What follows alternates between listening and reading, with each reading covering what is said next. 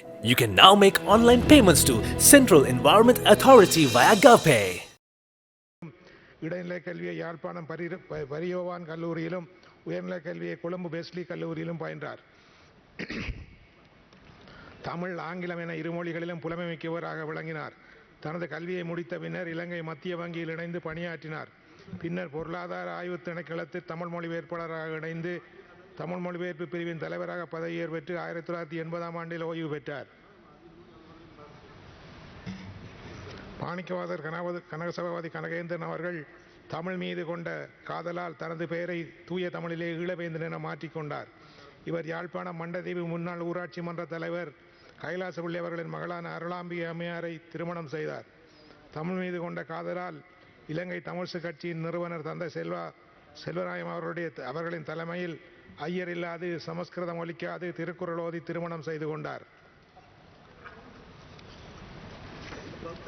இவரது திருமண விழாவில் அமரர் அப்பா பிள்ளை அமதலிங்கம் உள்ளிட்ட அன்றைய இலங்கை தமிழ்சு கட்சியின் தலைவர்கள் கலந்து கொண்டு சிறப்பித்தனர்கள்.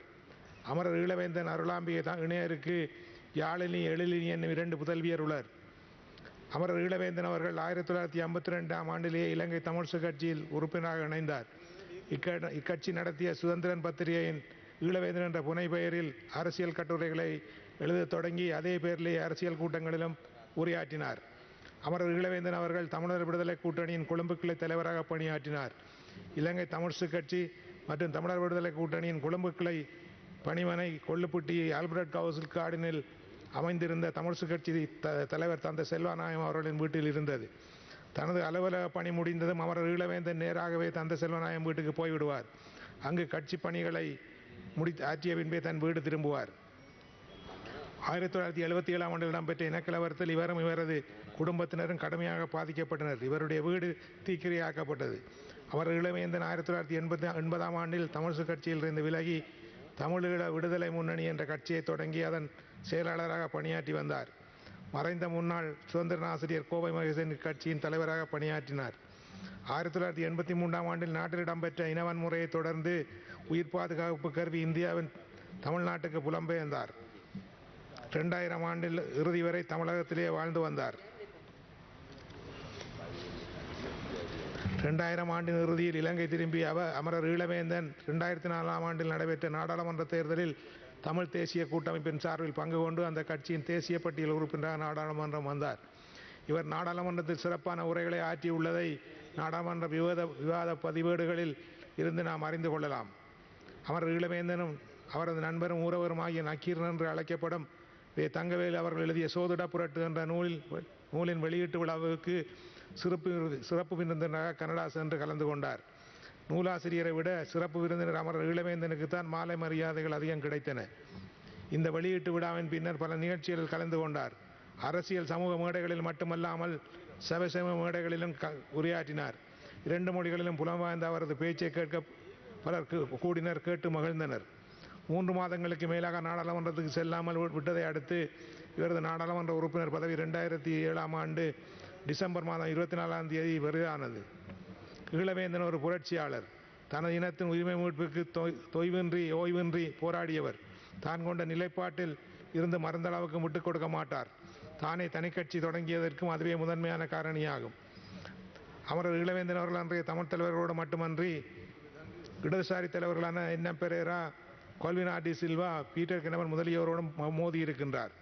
அவர்கள் எங்கே கூட்டம் வைத்தாலும் அங்கே கேள்விகள் கேட்பதற்காக சென்று விடுவார். தனக்கு பின்னால் யார் இருக்கின்றார்கள் என்பதை விட்டு கவலைப்பட மாட்டார். இடம்பொருள் ஏவல் பற்றியும் பொருட்படுத்த மாட்டார்.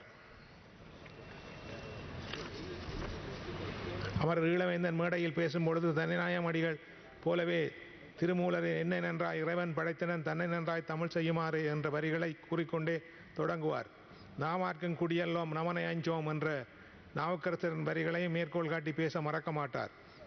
அவர் எங்கே போனாலும் தோளில் ஒரு பை, அதற்குள் அறிக்கைகள் கட்டுரைகள் இருக்கும். யாரை கண்டாலும் படிக்க கொடுப்பார். அமரர் ஈழவேந்தன் தமிழ்நாட்டில் இருந்த காலத்தில் காலை எழுந்தவுடன் அன்று வெளிவந்த இந்து தினமணி முதலிய செய்தித்தாள்களை பார்ப்பார். அவற்றில் இலங்கை தமிழர் பற்றிய செய்திகள் இருந்தால் அவற்றை படித்து தனது பக்க நியாயங்களை அறிக்கை வாயிலாக வெளியிடுவார். அந்த ஏடுகளின் அலுவலகங்களுக்கு சென்று நேரே தனது அறிக்கையை பிரசுரிக்கவும் வைத்து விடுவார். அமர் இளவேந்தன் சில நூல்களை தமிழிலும் ஆங்கிலத்திலும் எழுதி வெளியிட்டுள்ளார். அதில் அவர் எழுதிய தமிழ் மண் காப்போம் தாயகம் மீட்போம் என்ற தலைப்பிலான நூலும் உலகாண்ட தனிநாயமடிகளார் என்னும் நூலும் முதன்மையானவையாகும். இவர் கனடாவில் வாழ்ந்த காலத்தில் அமரர் இளவேந்தன் எழுதிய கட்டுரைகள், நாடாளுமன்றத்தில் ஆற்றிய உரைகள், தமிழ் தேசியத்தின் பாதையில் இளவேந்தனின் பதிவுகள் என்ற பெயரின் நூலாக கனடாவில் வெளிவந்தது. தனது வாழ்நாள் முழுவதும் தமிழ் மொழி, தாயகம், தேசியம், தன்னாட்சி என்பதே அவர் பேச்சும் மூச்சுமாக இருந்தது. அமரர் இளவேந்தன் ஈழத்தமிழர் உரிமை மீட்புக்கு அல்லும் பகலும் உழைத்த ஓர் அரசியலாளர் ஆவார். இளமை காலம் முதல் தமிழ் மொழி, தமிழினம் என்பதே அவரது பேச்சாகவும் மூச்சாகவும் இருந்தது. அவர் பேசாத மேடைகள் இல்லை, தொடாத பொருள் இல்லை, போகாத நாடுகள் இல்லை. இந்தியாவிலே இந்திய பிரதமர் இந்திரா காந்தி அம்மையார் தொடக்கம் தமிழக முதல்வர் கலைஞர் கருணாநிதி அவர்கள் வரை எல்லோரையும் சந்தித்து இலங்கை தமிழர் உரிமை மீட்பு பற்றி பேசியிருக்கின்றார்.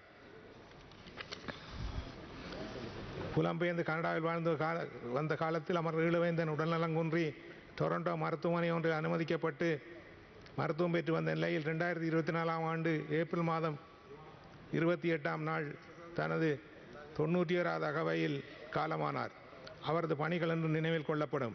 அன்னாரின் பிரிவால் வாடும் அவரது புதல்வியரான யாழினி எழினி, மருமக்களான பேராசிரியர் அரசேந்திரன், திரு சம்பத்குமார், பேரர்களான உத்தம சோழன், தமிழ் காவிரி, தமிழழகன், பொழிலன் உள்ளிட்ட அனைவருக்கும் அவரது உற்றார் உறவினர் அனைவருக்கும் எனது சார்பிலும் திருகோணமலை மக்கள் சார்பிலும் இலங்கை தமிழ்சு கட்சியின் சார்பிலும் துயர்ந்த இரங்கலை தெரிவித்துக் கொள்ளுகின்றேன்.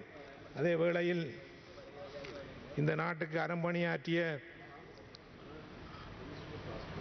அறம்பணியாற்றி மறைந்தவர்களான இந்த நாடாளுமன்ற உறுப்பினர்கள் கௌரவ லொகான் ரத்வத்தே, ஜீன் மாத்தியா லியனகே அவர்கள், கௌரவ டிக்சன் ஜே பெரேரா அவர்கள், கௌரவ கலாநிதி மேவின் டி சில்வா அவர்கள், கௌரவ வைஜி பத்மஸ்ரீ அவர்கள், கௌரவ RMR சூலபண்டார அவர்கள் ஆகியோருக்கும் எனது இரங்கலையும் துயர் பகிர்வினையும் தெரிவித்துக் கொண்டு அவருடைய ஆன்மா சாந்தியடைய வேண்டி விடைபெறுகிறேன். நன்றி.